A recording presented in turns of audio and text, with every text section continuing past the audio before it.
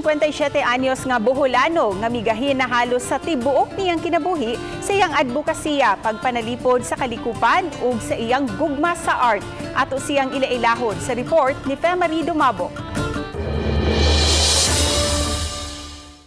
Mga basura man sa pananaw sa uban, apan alang kang Tatay Pedro mahimo kining kapahimuslan.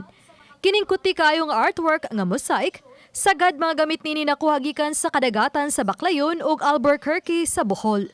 Sama na lang niining naabtan sa kabataan sa Albuquerque nga natapok nga gubang mga tsinelas, sapatos o mga balina nga mga kahoy.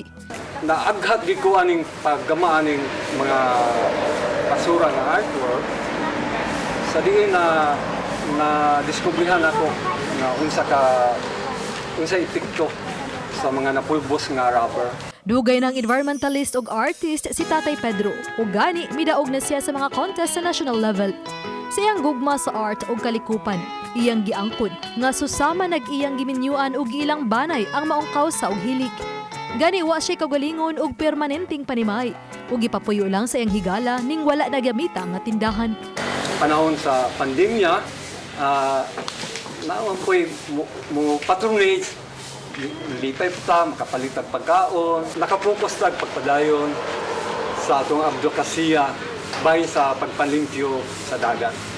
Nakadapit sa pagtagad sa mga batan-on sa lungsod sa Albuquerque ang mga nahimo ni Pedro ug nakadasig kanila nga magpatudlo kaniya.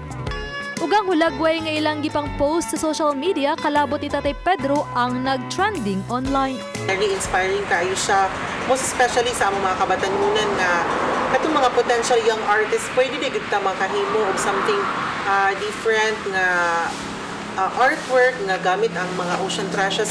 Uban ni Cleofer Lumayag, ako si Femari Dumabok. Balitang Bisdak.